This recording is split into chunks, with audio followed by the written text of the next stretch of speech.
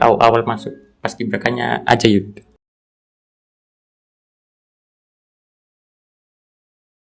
Iya boleh.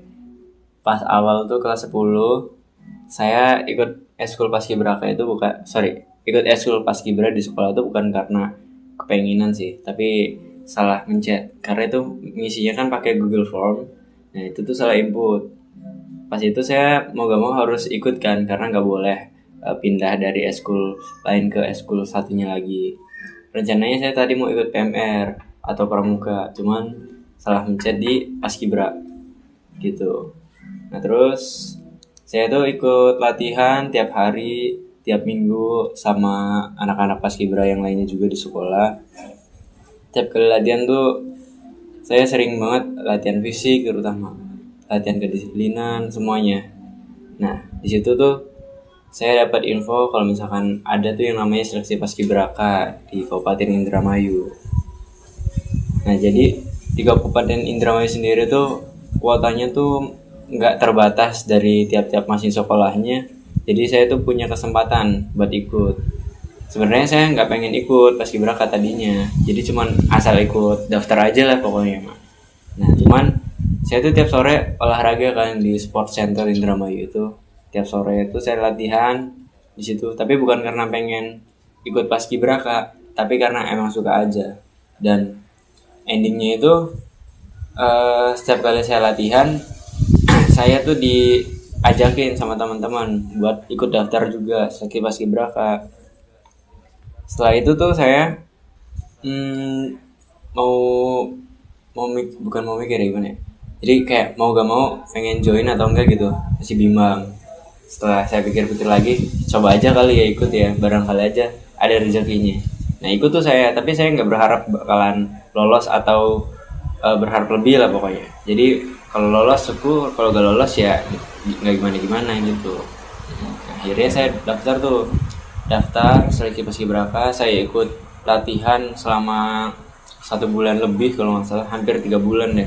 Itu benar-benar di press sama pelatih saya juga buat bagian fisik terutama, terus di bagian PBB segala macam. Nah pola makan juga saya jaga di situ, termasuk yang tes TWK TIU. Kalau TWK TIU itu tes wawasan kebangsaan, kalau TIU itu tes intelijensi umum. Jadi kalau misalkan TIU itu lebih ke IQ sih, seberapa tinggi IQ kita. Terus kalau yang TWK sendiri itu tentangnya tuh tesnya tentang wawasan kebangsaan, kayak tentang Pancasila, NKRI kayak gitu-gitu. Nah, saya pas awal mau masuk seleksi itu, malamnya itu saya kerja dulu tuh. Kerja. Nah, besoknya seleksi. Di hari pertama saya seleksi dan nilai TWK saya itu dapat 70. Itu pas banget di KKN-nya. Saya pikir saya bakalan nggak lolos nih, ternyata lolos. Seleksi pertama, seleksi kedua itu tes TIU. Tes TIU saya dapat nilai 85. 85 lolos lagi. Dan setelah semuanya seleksi berjalan di hari pertama, ada 2 hari sih itu seleksinya bukan di schedule-nya itu ada 2 hari dilaksanainnya. Nah saya udah selesai seleksi di hari pertama itu, malam tuh saya kerja kan. Saya pikir saya nggak bakalan lolos di seleksi hari pertama. Ternyata setelah dapat pengumuman, saya lolos di seleksi tahap selanjutnya, Mapta namanya. Nah habis itu setelah saya dapat info kayak gitu, saya langsung resign dari kerjaan saya malam itu juga, buat prepare di 2 hari sebelum seleksinya. Nah saya ngejalanin seleksi itu tuh benar-benar kayak pas saya lagi latihan, karena nggak tahu kenapa ya, rasanya tuh lebih relax aja, mungkin karena setelah 3 bulan saya latihan mati-matian di situ tanpa stop gitu ya. Pola tidur juga saya jaga sebelum saya masuk seleksi SMAPTA itu. Nah, saya tuh nilai SMAPTA-nya itu dapat 100 sih, kalau dibilang juga. Karena semuanya itu melebihi rata-rata kayak gitu. Ya, tesnya itu ya, termasuknya tuh ya ini aja nih. Lari 12 menit, terus push up, sit up, sama back up. Terus satu laginya itu shuttle run. Nah, itu. Itu tes SMAPTA-nya. Terakhir itu pantuhir. Jadi semuanya tuh dipantau pantauan akhir. Kayak mulai dari segi fisik, wawasan kebangsaan, TIU. Nah, nanti dites di situ, dikumpulin jadi satu, diinterogasi satu persatu, diwawancara. Setelah itu saya nunggu kabar sekitar 2 minggu kalau nggak salah, atau 1 minggu ya, lupa dulu. Nah, harus nunggu kabarnya itu sekitar 1 minggu atau 2 mingguan. Saya masih ngejalanin sekolah tuh kayak biasa. Nah, pas itu saya nunggu kabar tuh kayak udah nggak ada harapan bakal lolos atau enggak sih, karena saya juga nggak tahu kalau misalkan nilai saya itu bagus di sananya. Terus akhirnya setelah saya nunggu beberapa lama, pelatih saya info kalau misalkan saya lolos seleksi paskibraka. Nah, disitulah saya ngerasa seneng banget, alhamdulillah ya, bersyukur gak sia-sia gitu kan. Padahal ikutan tuh cuman karena apa ya, dibilang gabut juga gimana gitu ya, ngikut-ngikut aja deh pokoknya, nggak ada tujuan. Setelah saya lolos, saya benar-benar seriusin tuh ke paskibraka, saya improve tentang materi-materi paskibraka saya semuanya tuh. Ya kayak gitu, lolos seleksi paskibraka tingkat kabupaten Indramayu. Nah setelah itu kita ada kumpulan di Kesbangpolnya buat ngumumin siapa yang bakalan next lanjut ikutan seleksi di tingkat provinsi Jawa Barat.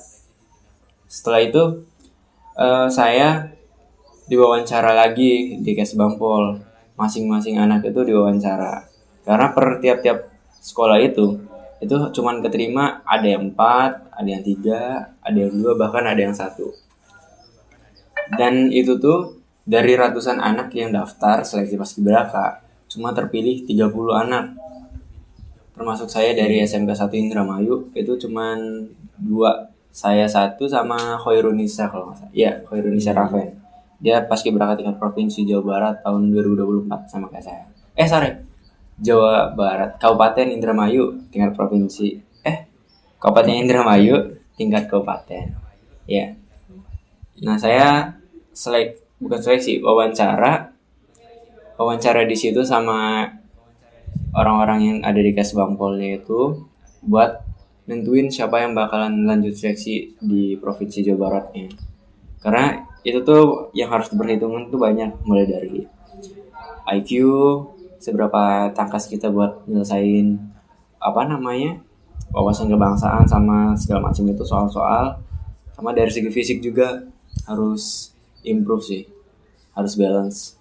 Jadi ada teman saya yang nilainya lebih tinggi dari saya, nilainya dia 100 tuh di kabupaten, tapi dia badannya lebih kecil, jadi masih kurang, nggak ke bawah dia.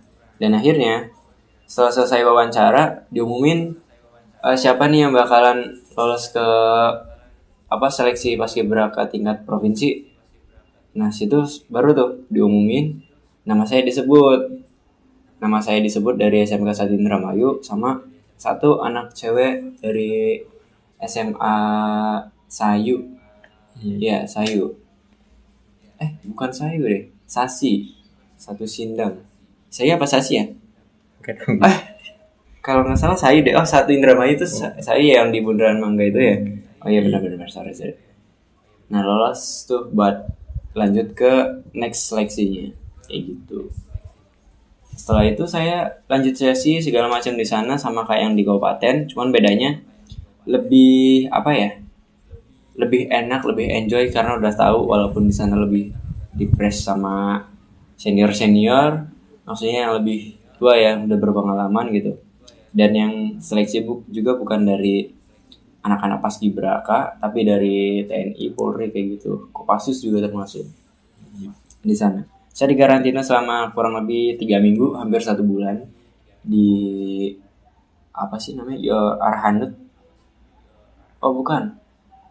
Infanteri, ya Pusenif 3 Bandung, ya kalau nggak salah itu namanya. Pusat latihan infanteri kalau nggak salah di situ. Nah di situ saya latihan selama 3 minggu sampai hari upacara 17 Agustus di lapangan Gazebo yang ada di Bandung. Disitulah saya mengibarkan bendera merah putih. Saya di bagian anggota 17 sayap kanan. Jadi kayak gitu kira-kira. Iya, Yud. Iya, terima kasih Yudi atas insight dan pengalaman berharganya Yudi. Oke.